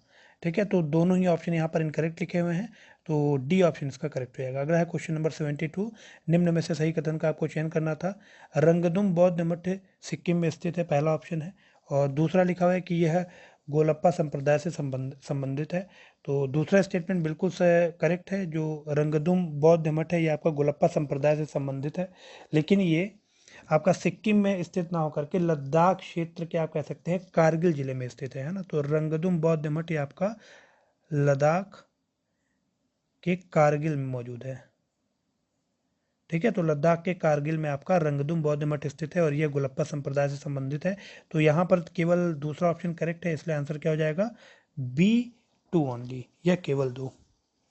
अगला है फ्रेंड्स क्वेश्चन नंबर 73। हाल ही में पुरातत्वविदों को उत्तर प्रदेश के इस जिले में एक गुप्तकालीन प्राचीन मंदिर की सीढ़ियों पर शंख लिपि में उत्कीर्ण शिलालेख मिले हैं। तो क्वेश्चन रिपीटेड है, ये पिछले टेस्ट सीरीज में भी था। तो ये आपका इसका आंसर हो जाएगा ए, एटा। ठीक है, एटा में हाल ही में पुरातत्वविदों या आर्कियोलॉजिस्ट को आप कह सकते हैं उत्तर प्रदेश के एटा जिले में एक गुप्तकालीन प्राचीन मंदिर की सीढ़ियों पर शंख लिपि में उत्कीर्ण शिलालेख प्राप्त हुए हैं। ठीक है, तो ए ऑप्शन इसका करेक्ट हो जाएगा। अगला है क्वेश्चन नंबर 74। विश्व पर्यटन दिवस की तिथि को मनाया जाता है, on which date is world tourism day observed. तो इसका आंसर हो जाएगा 27 सितंबर, बी ऑप्शन इसका करेक्ट होगा। अगला है फ्रेंड्स क्वेश्चन नंबर 75। निम्नलिखित में से सही कथन का चुनाव करें। पहला लिखा है कि हाल ही में भारतीय खाद्य सुरक्षा एवं मानक प्राधिकरण ने चंडीगढ़ रेलवे स्टेशन को 5 स्टार ईट राइट स्टेशन प्रमाण पत्र प्रदान किया है। तो इंग्लिश में पढ़ लेते हैं एक बार कि recently the food safety and standard authority of India awarded 5 stars eat right station certification to Chandigarh railway station. ये आपका पहला स्टेटमेंट था। दूसरा स्टेटमेंट लिखा हुआ है फ्रेंड्स यहाँ पर कि चंडीगढ़ रेलवे स्टेशन का यह प्रमाणन प्राप्त करने वाला देश का 5वां रेलवे स्टेशन बन गया है। Chandigarh railway station has become the 5th railway station in the country to get this certification. तो फ्रेंड दोनों ही स्टेटमेंट यहाँ पर करेक्ट हैं, इसलिए सी ऑप्शन इसका करेक्ट हो जाएगा, ध्यान रखिएगा। ईट राइट स्टेशन का जो प्रमाण पत्र है या 5 स्टार आप कह सकते हैं जो प्रमाण पत्र सर्टिफिकेशन है, ये आपका चंडीगढ़ रेलवे स्टेशन को प्रदान किया गया है और यह देश का 5वां रेलवे स्टेशन बन गया है ऐसा प्रमाण पत्र अर्जित करने वाला। इसके बाद फ्रेंड्स अगला है हमारा सेक्शन सामान्य विज्ञान और अंक गणित का, जिसमें पहला क्वेश्चन आपके सामने है जो कि है साइंस से। सुमेलित करना है आपको सूची 1 को सूची 2 से। तो पहला है स्टेथोस्कोप, और स्टेथोस्कोप से आप हृदय की ध्वनि सुन सकते हैं। तो to hear the sound of the earth, A का थर्ड ऑप्शन करेक्ट होगा। उसके बाद है दूसरा स्फिग्नोमैनोमीटर। तो जो स्फिग्नोमैनोमीटर होता है फ्रेंड्स, ये रक्तचाप मापने के लिए यूज़ किया जाता है। तो बी का 4 हो जाएगा। कैरेटोमीटर से फ्रेंड्स सोने की शुद्धता का पता लगाया जाता है। तो सी का आपका हो जाएगा सेकेंड ऑप्शन। और जो लक्स मीटर होता है ये प्रकाश की तीव्रता मापने के लिए यूज़ किया जाता है, to measure the light intensity. तो इस तरह से जो ऑप्शन मिला 3, 4, 2, 1, जो कि आपका सी ऑप्शन यहाँ पर लिखा हुआ है। ठीक है, तो पहला क्वेश्चन साइंस का है जिसका आंसर क्या हो जाएगा, सी। अगला है फ्रेंड्स क्वेश्चन नंबर 2। मैनोमीटर के द्वारा क्या चीज़ मापी जाती है। तो फ्रेंड्स जो मैनोमीटर होता है इसके द्वारा गैस का दाब मापा जाता है, या आप कह सकते हैं गैसों का प्रेशर या गैसों का दाब नापा जाता है। तो बी ऑप्शन इसका करेक्ट हो जाएगा। अगला है फ्रेंड्स क्वेश्चन नंबर 3। यहाँ पर 4 कथन दिए गए हैं, आपको बताना है कि कौन सा कथन सही है। एक सामान्य दोलक का दोलन चल रहा है, ऐसे में 4 कंडीशन आपको दी गई हैं और आपको बताना है कौन सा सही है। तो पहला लिखा है जब गोला मध्य स्थान से गुजरता है तो त्वरण 0 हो जाता है, बिल्कुल करेक्ट है। दूसरा लिखा हुआ है फ्रेंड्स कि जब हर आवर्तन में गोलक 2 बार किसी एक निर्दिष्ट वेग को प्राप्त करता है, तो दूसरा स्टेटमेंट भी करेक्ट है। यहाँ पर दोलन के दौरान जब गोला चरम स्थिति पर पहुंचता है तो उसकी गति और त्वरण दोनों 0 हो जाते हैं, ये ऑप्शन आपका गलत हो जाएगा, है ना। और चौथा स्टेटमेंट लिखा है कि सामान्य दोलक का दोलन आयाम के साथ साथ कम होता जाता है, तो ये बिल्कुल सही है। तो 1, 2 एंड 4 इसका करेक्ट आंसर होगा। When the pendulum passes through the mean position acceleration becomes 0, ये आपका करेक्ट हो जाएगा। In complete oscillation the pendulum attains a specific velocity twice, दूसरा स्टेटमेंट भी करेक्ट होगा। But during the oscillation when pendulum reaches at its extreme position both its speed and acceleration becomes 0, ये आपका wrong हो जाएगा। चौथा लिखा था कि oscillation of a simple pendulum decreases with its amplitude, तो चौथा स्टेटमेंट आपका करेक्ट होगा। तो 1, 2 एंड 4 ऑप्शन करेक्ट हो जाएगा, सी ऑप्शन इसका करेक्ट होगा। अगला फ्रेंड्स क्वेश्चन नंबर 4। लोलक घड़ियां गर्मियों में क्यों सुस्त हो जाती हैं, why pendulum watches become slow in summer season. तो हम कह सकते हैं कि जो लेंथ होती है लोलक की, है ना, तो लोलक की लेंथ इंक्रीज कर जाती है, बढ़ जाती है। तो इस कारण से जो समय होता है वो बढ़ जाता है ना। लेंथ बढ़ने से इकाई दोलन में जो लगा हुआ समय है वो भी बढ़ जाएगा। तो हम कह सकते हैं the length of the pendulum increases which increases the time spent in the unit oscillation. C option इसका करेक्ट हो जाएगा। अगला फ्रेंड्स क्वेश्चन नंबर 5, द्रव बूंद की संकुचित होकर न्यूनतम क्षेत्र घेरने की प्रवृत्ति का कारण क्या हो सकता है? तो ये पहले भी हम लोग डिस्कस कर चुके हैं, सरफेस टेंशन या पृष्ठ तनाव। अगला है क्वेश्चन नंबर 6, जीवन रक्षक जैकेट किस सिद्धांत पर कार्य करता है? मतलब लाइफ जैकेट जो होता है आपका, it works on the principle of, तो हम कह सकते हैं कि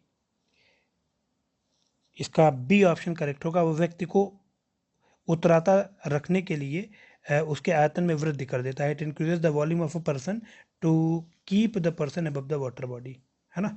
तो बी ऑप्शन इसका करेक्ट होगा। अगला है फ्रेंड्स क्वेश्चन नंबर 7, परम शून्य ताप क्या है? तो what is the absolute zero temperature?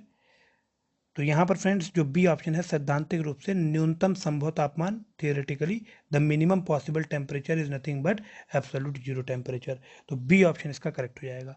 अगला है क्वेश्चन नंबर 8, असर्शन रीजन का है कथन और कारण का। असर्शन दिया है तापमान में वृद्धि के साथ ग्लिसरीन की जो क्षीणता होती है बढ़ जाती है। With increase in temperature viscosity of a glycerine increases, ये आपका स्टेटमेंट दिया हुआ है जो कि गलत है, ध्यान रखिएगा। उसके बाद इसका कारण क्या लिखा था कि तापमान में वृद्धि अणुओं की गतिज ऊर्जा को बढ़ा देती है, तो ये बिल्कुल सही है। जब तापमान में वृद्धि होती है तो जो वाइब्रेशन होता है वो बढ़ने लगता है, तो जो अणुओं की गतिज ऊर्जा होती है, काइनेटिक एनर्जी होती है मॉलिक्यूल्स की, ये आपकी इंक्रीज कर जाती है। तो ध्यान रखिएगा यहाँ पे ए गलत है, आर सही है, इसलिए इसका डी ऑप्शन करेक्ट होगा। ठीक है। अगला फ्रेंड्स क्वेश्चन नंबर 9, एक फ्यूज तार का उपयोग डैश के लिए किया जाता है, fuse wire is used for. तो 4 ऑप्शन यहाँ पर लिखे गए हैं। तो बी ऑप्शन आप पढ़ें, अत्यधिक धारा प्रवाह के साथ विद्युत परिपथ को तोड़ने के लिए, है ना। Breaking the circuit with the excessive current flow. Fuse लगाते हैं हम लोग क्यों है? ताकि अगर ज़्यादा विद्युत धारा या इलेक्ट्रिक करंट या करंट फ्लो हो तो जो सर्किट हो वो ब्रेक हो जाए, ताकि जो अप्लायंसेज हैं या फिर आप कह सकते हैं जो आपके घरों में सामान लगे होते हैं वो जल ना जाएँ ज़्यादा विद्युत के प्रभाव के कारण। अगला है क्वेश्चन नंबर 10, जब सितार और बांसुरी एक ही स्वर पर बजाए जाएं तो उनसे उत्पन्न ध्वनि का भेद निम्नलिखित में अंतर के कारण पता लगाया जा सकता है। तो हम कह सकते हैं कि जब सितार और बांसुरी एक ही स्वर में बजाए जाएं तो उनकी क्वालिटी से आप बता सकते हैं कि सितार है या बांसुरी है। तो हम कह सकते हैं सी ऑप्शन, ओनली क्वालिटी। अगला है क्वेश्चन नंबर 11, ये भी आपका कथन और कारण का ही है। हीरा अपने ही आकार के अनुसार कांच से अधिक झिलमिलाता है। Diamond shines more than the glass according by the virtue of its own shape. ये आपका असर्शन लिखा हुआ था जो कि सही लिखा हुआ है। और हीरा आपका टोटल इंटरनल रिफ्लेक्शन, पूर्ण आंतरिक परावर्तन के सिद्धांत पर कार्य करता है, इसीलिए बहुत ज़्यादा चमकता है, ध्यान रखिएगा। अब बहुत ज़्यादा झिलमिलाता है। अगला है, इसमें कारण क्या लिखा है कि हीरे का अपवर्तनांक कांच के अपवर्तनांक से कम होता है। हीरे का अपवर्तनांक कांच के अपवर्तनांक से कम नहीं होकर के बल्कि ज़्यादा होता है। तो कारण गलत लिखा हुआ है, ए सही लिखा हुआ है। तो हम कह सकते हैं ए सही है परंतु आर गलत है, सी ऑप्शन इसका करेक्ट हो जाएगा। ठीक है। अगला है क्वेश्चन नंबर 12, निम्न में से कौन सा कथन सही है? तो फ्रेंड्स बी ऑप्शन अगर आप पढ़ेंगे, संलयन में प्रति इकाई द्रव्यमान में उत्सर्जित ऊर्जा विखंडन में प्रति इकाई उत्सर्जित ऊर्जा से अधिक होती है। The energy emitted per unit mass in fusion is greater than the energy emitted per unit mass in fusion, है ना। तो नाभिकीय विखंडन आपका न्यूक्लियर फ्यूजन कहलाता है और नाभिकीय संलयन आपका न्यूक्लियर फ्यूजन कहलाता है। तो ध्यान रखिएगा, जो फ्यूजन में ऊर्जा होती है वो ऊर्जा का एमिशन ज़्यादा होता है in comparison to the fusion. तो यहाँ पर हम कह सकते हैं बी ऑप्शन इसका करेक्ट है, बाकी सारे गलत लिखे हुए हैं। क्वेश्चन नंबर 13 है फ्रेंड्स कि निम्नलिखित में से कौन सा कण विभाज्य नहीं होता है? Which of the following is not divisible? तो 13 का हो जाएगा नन, कोई नहीं, क्योंकि इनमें से सभी आप कह सकते हैं डिविजिबल हैं, है ना। तो आपसे पूछा कौन सा डिविजिबल नहीं होता है, तो डी है, इनमें से कोई नहीं, इसका सही आंसर होगा। अगला है क्वेश्चन नंबर 14, जल में कार्बन डाइऑक्साइड प्रवाहित करने पर बना soda water, soda water made by flowing carbon dioxide into water, वो क्या होता है? ऑक्सीडाइजिंग एजेंट होता है, रिड्यूसिंग एजेंट होता है, अल्कलाइन होता है, एसिडिक होता है? तो फ्रेंड्स वो एक अम्लीय प्रकृति का होता है, ध्यान रखिएगा, है ना। तो 14 का आंसर क्या हो जाएगा? Acidic in nature. तो सी ऑप्शन इसका करेक्ट होगा। अगला है क्वेश्चन नंबर 15, निम्न में भौतिक परिवर्तन का एक उदाहरण कौन सा है? Which of the following example of physical change? तो यहाँ पर डी ऑप्शन अगर आप पढ़ेंगे, पानी में चीनी का घुलना, है ना, dissolving sugar into the water, तो ये आपका एक भौतिक परिवर्तन है। उसके बाद friends question number 16, plaster of Paris का रासायनिक सूत्र क्या होगा? तो कैल्शियम सल्फेट को प्लास्टर ऑफ पेरिस कहा जाता है, तो ए ऑप्शन इसका करेक्ट हो जाएगा, ध्यान रखिएगा। अगला है आपका मिलान करने के लिए लिस्ट 1 को लिस्ट 2 से मिलाना है। तो यहाँ पर फ्रेंड जो शून्य द्रव्यमान होता है वो आपका न्यूट्रिनो का हो जाएगा। उसके बाद है आंशिक आवेश, तो ये आपका क्वार्क का हो जाएगा। उसके बाद है आपका आंशिक प्रचकरण, मतलब आप कह सकते हैं पार्शियल स्पिनिंग, तो पार्शियल स्पिनिंग आपके पॉजिट्रॉन में होते हैं। और जो पूर्णांक प्रचरण मतलब इंटीजर स्पिनिंग होता है ये आप कह सकते हैं फोनॉन का होता है, ठीक है। तो यहाँ से अगर हम मिलान करें तो जीरो मास आपका न्यूट्रिनो हो जाएगा, पार्शियल चार्ज क्वार्क का हो जाएगा, पार्शियल स्पिनिंग पॉजिट्रॉन में होता है, और जो इंटीग्रल स्पिनिंग होता है ये आपका फोनॉन में होता है। तो 2314 इसका करेक्ट होगा, तो ए ऑप्शन करेक्ट हो जाएगा। अगला है फ्रेंड क्वेश्चन नंबर 18, पारे का साधारणतया तापमापी यंत्रों में उपयोग किया जाता है क्योंकि इसकी विशेषता है mercury is commonly use in thermometer instruments as it is characterized by. 4 option यहाँ पर दिए गए हैं, तो इसका आंसर होगा हाई ऑपरेटिंग पावर, ठीक है, हाई ऑपरेटिंग पावर। तो यहाँ पर सी ऑप्शन करेक्ट हो जाएगा, ध्यान रखिएगा, उच्च संचालन शक्ति है हाई ऑपरेटिंग पावर। अगला है फ्रेंड्स क्वेश्चन नंबर 19, यहाँ पर 2 लिस्ट दी गई है, आपको मिलान करना था। तो जो हीरा है फ्रेंड्स ये आपका कार्बन से बना होता है। उसके बाद अगर संगमरमर की बात करें तो ये कैल्शियम इसमें होता है। बालू में फ्रेंड्स सिलिकॉन होता है, और जो माणिक्य होता है इसमें आप कह सकते हैं एल्यूमिनियम होता है, रूबी में एल्यूमिनियम होता है। तो इस तरह से जो ऑप्शन हमारे पास बना है वो है आपका 4123, तो 4123 डी ऑप्शन है, तो डी ऑप्शन इसका करेक्ट हो जाएगा 19th का। अगला है फ्रेंड्स क्वेश्चन नंबर 20, वृक्षों से प्राप्त किया गया प्राकृतिक रबड़ का बुनियादी रासायनिक निर्माण ब्लॉक है ना, the basic chemical building block of natural rubber obtained from tree is. तो जो बेसिक बिल्डिंग ब्लॉक क्या होता है नेचुरल रबर के लिए जो कि पेड़ों से प्राप्त किया जाता है वो है आपका आइसोप्रीन, ध्यान रखिएगा, ठीक है, आइसोप्रीन, ए ऑप्शन इसका करेक्ट होगा। अगला है क्वेश्चन नंबर 21, एल्यूमिनियम धातु को कहाँ से प्राप्त किया जाता है? तो बॉक्साइट से प्राप्त किया जाता है, ये इसका अयस्क होता है, सी ऑप्शन करेक्ट हो जाएगा। अगला है क्वेश्चन नंबर 22, निम्न में से कौन सा विकल्प सुमेलित नहीं है? तो शुष्क बर्फ जो होता है फ्रेंड्स ये आपका ठोस कार्बन डाइऑक्साइड होता है, बिल्कुल सही है। उसके बाद मस्टर्ड गैस जो होता है या रासायनिक युद्ध में प्रयुक्त होने वाला एक विशेष द्रव है। टेफ्लॉन फ्लोरीन युक्त बहुलक होता है, बिल्कुल सही है। फ्लोरीन में लिखा है फ्लोरीन युक्त कार्बनिक यौगिक, तो ये फ्रेंड्स गलत हो जाएगा, ठीक है। और यही आपसे बोला गया था कि कौन सा विकल्प सुमेलित नहीं है, तो डी ऑप्शन इसका करेक्ट हो जाएगा। अगला है क्वेश्चन नंबर 23, कथन और कारण का है फेनिल का उपयोग एक घरेलू रोगाणुनाशी के लिए रूप में होता है। Phenyl is used as a domestic sterilizer, तो ए आप कह सकते हैं करेक्ट लिखा हुआ है। उसके बाद आर लिखा हुआ है कि फिनाइल एक फिनॉल व्युत्पन्न है और फिनॉल एक प्रभावी रोगाणुनाशी है। तो जो फेनिल है it is derived from phenol and phenol is an effective disinfectant. तो फ्रेंड्स आर और ए दोनों ही करेक्ट हैं, और आर ए की सही व्याख्या भी कर रहा है। इसी गुण के कारण हम इसका यूज़ डोमेस्टिक स्टेरिलाइजर की तरह करते हैं। तो यहाँ पर ए ऑप्शन करेक्ट हो जाएगा, ध्यान रखिएगा। अगला है क्वेश्चन नंबर 24, कौन सा विकल्प सही है? तो डीडीटी एक रोगाणु नाशी है ना, तो ये भी करेक्ट लिखा हुआ, ये आपका इनकरेक्ट लिखा हुआ है। उसके बाद टीएनटी एक कीटनाशक नहीं है ना, ट्राई नाइट्रोटॉलुइन। उसके बाद आपका लिखा हुआ है कि आरडीएक्स एक विस्फोटक है, तो फ्रेंड्स ये बिल्कुल करेक्ट है, आरडीएक्स जो है आपका विस्फोटक की तरह यूज़ किया जाता है, और एलसीडी एक विषाणुनाशक है, तो ये भी गलत लिखा हुआ है। तो यहाँ पर फ्रेंड्स सी ऑप्शन करेक्ट होगा, है ना, सी ऑप्शन करेक्ट हो जाएगा। अगला क्वेश्चन नंबर 25, 5 जगत वर्गीकरण किसने दिया था? Who gave the 5 kingdom classification? 4 option आपके पास यहाँ पर मौजूद हैं। तो फ्रेंड जो विटेकर थे, है ना, विटेकर, इनके द्वारा 5 किंगडम क्लासिफिकेशन प्रदान किया गया था, तो ए ऑप्शन इसका करेक्ट हो जाएगा। अगला है क्वेश्चन नंबर 26, उद्योगों में निम्नलिखित सूक्ष्म जीवों में से कौन सा एक प्रकार सर्वाधिक व्यापक रूप से उपयोग में आता है? Which one of the following micro organism is most widely used in industries? तो फ्रेंड जो ऑर्थोपोडा होता है, सॉरी, इसमें फ्रेंड्स जो बैक्टीरिया होता है, साथ साथ एल्गी और फंगी, है ना, ये तीनों ही यूज़ किए जाते हैं उद्योगों में व्यापक रूप से। तो 26 का आंसर हो जाएगा D, bacteria, algae and fungi. उसके बाद फ्रेंड्स अगला क्वेश्चन है क्वेश्चन नंबर 27, आर्थ्रोपोडा के शरीर में रुधिर हो सकता है? और यहाँ पर 4 ऑप्शन फिर से लिखे हुए हैं, तो पढ़ लेते हैं हम लोग क्वेश्चन नंबर 27 में। तो जो ऑर्थोपोड्स हैं they can have blood in their body which flows into arteries and veins. तो बी ऑप्शन इसका करेक्ट हो जाएगा, ध्यान रखिएगा। Which flows into an open system, sorry, है ना, सी ऑप्शन इसका करेक्ट हो जाएगा। Which flows into an open system, खुले तंत्र में बहता है। तो आर्थ्रोपोडा के शरीर में रुधिर हो सकता है जो खुले तंत्र में बहता है, which flows in an open system. उसके बाद फ्रेंड्स अगला क्वेश्चन है क्वेश्चन नंबर 28। मरुस्थलीय पौधे की जड़ें लंबी होती हैं क्योंकि desert plants have long roots because. तो पानी के आप कह सकते हैं तलाश में जो जड़ें होती हैं वो बहुत नीचे तक चली जाती हैं। तो यहाँ पर फ्रेंड्स बी ऑप्शन आप देखेंगे करेक्ट हो जाएगा, जड़ें पानी की तलाश में लंबी हो जाती हैं। ठीक है, तो बी ऑप्शन करेक्ट होगा, roots became elongated in search of water. उसके बाद है फ्रेंड्स अगला क्वेश्चन, क्वेश्चन नंबर 29। निम्न में से कौन से संघ में जातियों की संख्या सबसे अधिक होती है? तो फ्रेंड्स यहाँ पर इंसेक्ट लिखा हुआ है, प्रोटोजोआ, कार्टेडा और आर्थ्रोपोडा।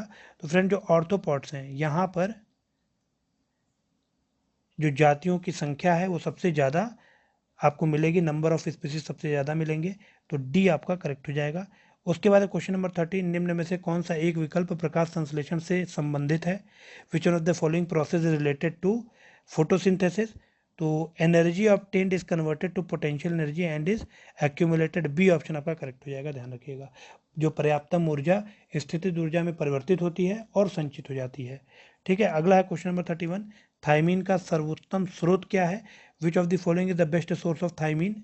तो फ्रेंड्स जो काजू होता है ना, कैश्यू नट, यह आपका थायमीन का सर्वोत्तम स्रोत माना जाता है, ध्यान रखिएगा। अगला है क्वेश्चन नंबर 32। यहाँ पर मिलान करना है आपको, सूचियाँ दी गई हैं। तो फ्रेंड जो क्वेश्चन नंबर 32 में आप देखेंगे सबसे पहला लिखा हुआ है टेस्टोस्टेरोन, तो ये आप हार्मोन से इसको मिला सकते हैं। उसके बाद फ्रेंड जो कोडीन है ये आपका बेहोशी की दवा होती है। कृचुक जो होता है फ्रेंड्स, है ना, ये आप कह सकते हैं एक दो आपके पास ऑप्शन बचे हैं, रबर का स्रोत पदार्थ और लौंग का सुगंधित तेल। तो यहाँ पर फ्रेंड्स जो कृचुक होता है ये आपका रबर का स्रोत पदार्थ हो जाएगा, सोर्स ऑफ द रबर, जिसको आप कह सकते हैं रोडेंट।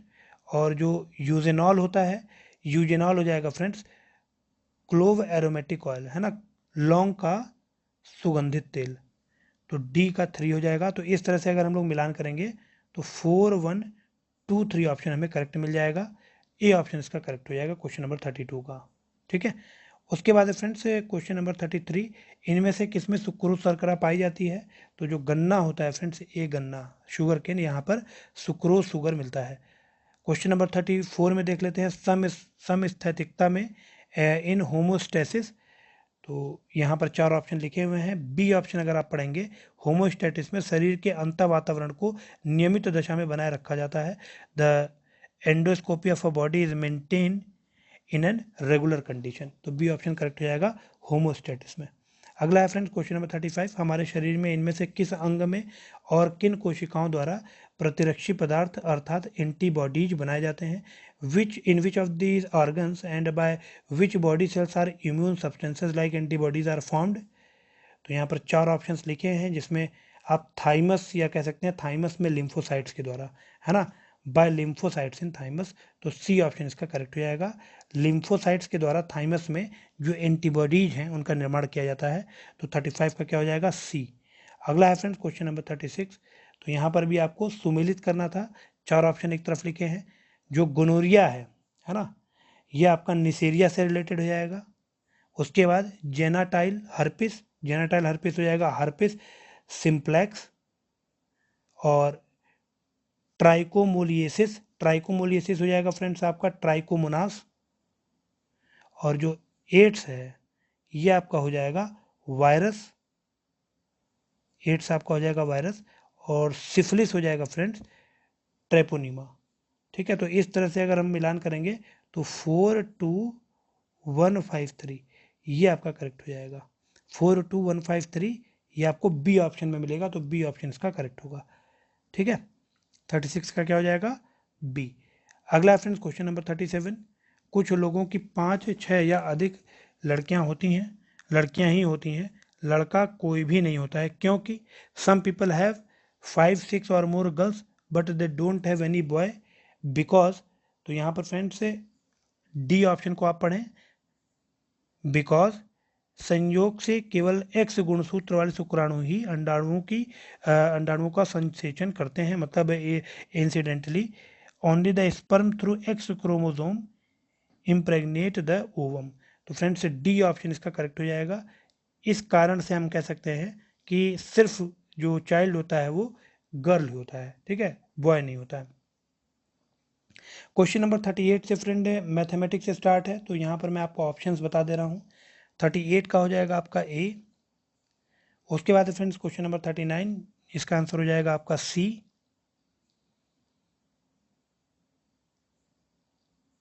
क्वेश्चन नंबर 40 का आंसर हो जाएगा फ्रेंड्स डी 25। क्वेश्चन नंबर 41 का आंसर हो जाएगा आपका बी 120। क्वेश्चन नंबर 42 का आंसर हो जाएगा आपका 2000 रुपीज़, डी ऑप्शन। 43 का हो जाएगा फ्रेंड्स 2000 रुपीज़, सी ऑप्शन। 44 में आप देखेंगे 44 का आंसर आ जाएगा आपका डी ऑप्शन। 45 का हो जाएगा फ्रेंड्स सी। 46 का डी।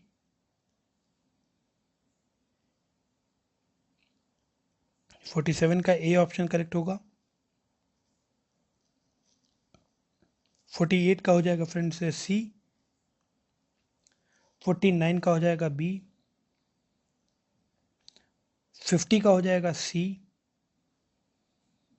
51 का हो जाएगा ए। 52 का आ जाएगा आपका बी। 53 का हो जाएगा सी। 54 का आंसर आएगा डी। 55 का हो जाएगा ए। 56 का आंसर आ जाएगा फ्रेंड्स डी। 57 का हो जाएगा बी। 58 का ए। 59 ए। 60 ए। 61 डी। 61 का आंसर हो जाएगा डी। 62 आपका आ जाएगा बी। 63 का होगा बी। 64 का आंसर हो जाएगा डी। 65 का आंसर होगा फ्रेंड्स 56.83, ए ऑप्शन करेक्ट होगा। 66 का हो जाएगा आपका ए 8000। 67 का आंसर आ जाएगा डी। 68 का आंसर आ जाएगा फ्रेंड्स डी 2√2। 69 का आंसर हो जाएगा डी।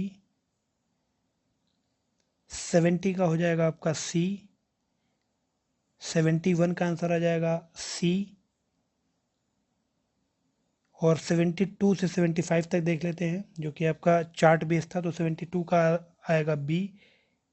73 का आएगा आपका ए। 74 का आ जाएगा सी। और 75 का आ जाएगा यहाँ पर सी। 3:2 चार्ट का एक बार आप स्क्रीनशॉट ले लें, और ये क्वेश्चंस आपको स्वयं करने होंगे, और कोई अगर समस्या आती है तो आप उसे कमेंट सेक्शन में पूछ सकते हैं। जो मैथमेटिक्स के हमारे यहाँ एजुकेटर हैं वो आपको इसका रिजोल्यूशन वहाँ पर कमेंट सेक्शन में ही प्रोवाइड करेंगे। इसके बाद फ्रेंड्स सामान्य हिंदी का पोर्शन चालू होता है। तो यहाँ पर पहला है, निम्न व्यंजनों में से कौन सा एक संयुक्त व्यंजन नहीं है। तो जो श है फ्रेंड्स ये आपका संयुक्त व्यंजन नहीं है। उसके बाद है फ्रेंड्स क्वेश्चन नंबर 2, दुश्चरित्र का संधि क्या होगा। तो दुश्चरित्र हो जाएगा। दुश्चरित्र में आप कह सकते हैं बी ऑप्शन करेक्ट होगा। अगला है क्वेश्चन नंबर 3, उत्धन शिष्ट शिष्ट का सही संधि विच्छेद क्या है। तो उच्छिष्ट हो जाएगा, ध्यान रखिएगा, और डी ऑप्शन आप कह सकते हैं इसका करेक्ट होगा, ठीक है। उसके बाद फ्रेंड्स क्वेश्चन नंबर 4, निम्न में से किस समास में पहला पद संख्यावाचक होता है। तो द्विगु समास में पहला पद संख्यावाचक होता है, मतलब जो पूर्व पद होता है वो आपका संख्यावाचक विशेषण होता है, और इसमें समूह या समाहार का ज्ञान होता है। जैसे हम कह सकते हैं सप्त सिंधु, तो इसमें 7 सिंधुओं के समूह को हम सप्त सिंधु से डिनोट कर रहे हैं। तो जो सप्त है ना, वो संख्यावाचक है पूर्व पद, तो इसलिए है ये द्विगु समास हो जाएगा।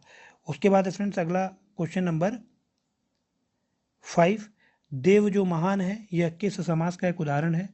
तो देव जो महान है ये आपका कर्मधारय समास हो जाएगा, बी ऑप्शन। मतलब जिस समास के समस्त होने वाले पद समानाधिकरण हो, अर्थात विशेष से विशेषण भाव को प्राप्त होता हो, कर्ता के कारक हो और लिंग वचन में समान हो, वो हम कह सकते हैं कर्मधारय समास होते हैं।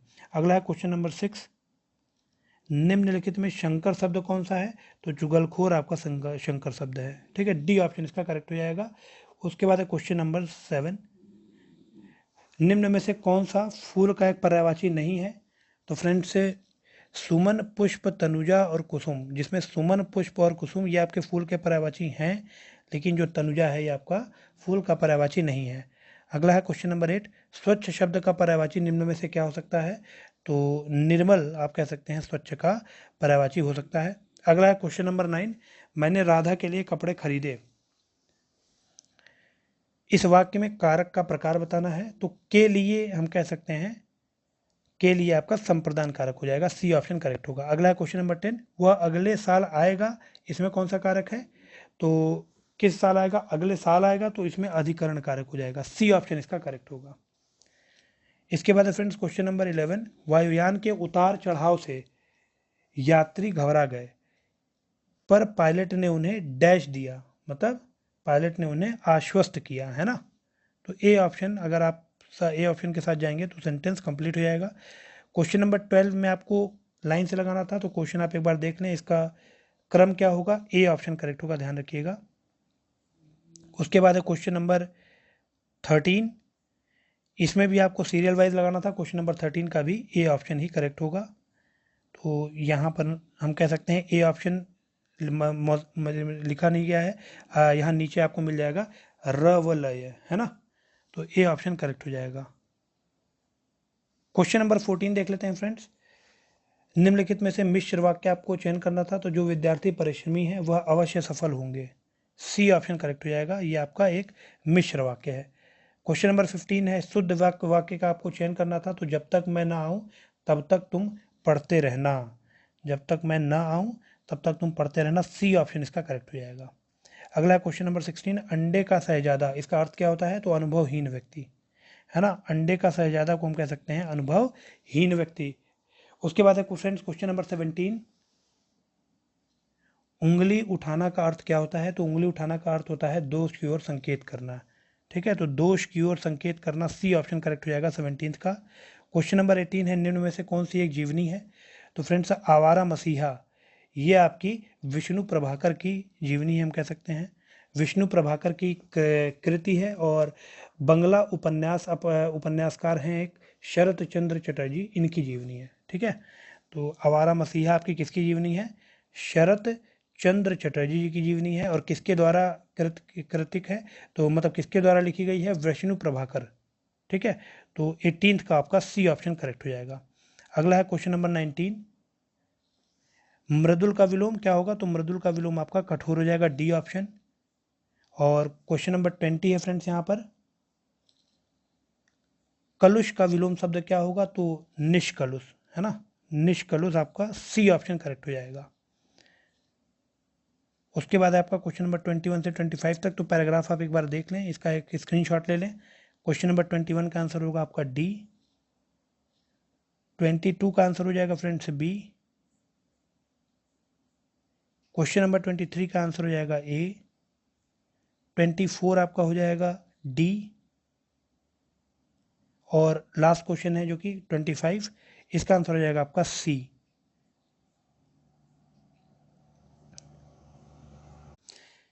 इसके बाद फ्रेंड्स जो रीजनिंग का पार्ट था हमारा, सामान्य बुद्धि परीक्षण, जनरल इंटेलिजेंस टेस्ट, इसके आंसर्स आप लोग एक बार देख लें। पहले का आंसर हो जाएगा आपका सी, और सेकंड क्वेश्चन का आंसर होगा फ्रेंड्स डी, थर्ड क्वेश्चन का आंसर हो जाएगा डी, फोर्थ क्वेश्चन का आंसर हो जाएगा friends D 15 metre, fifth question का आंसर हो जाएगा आपका सी,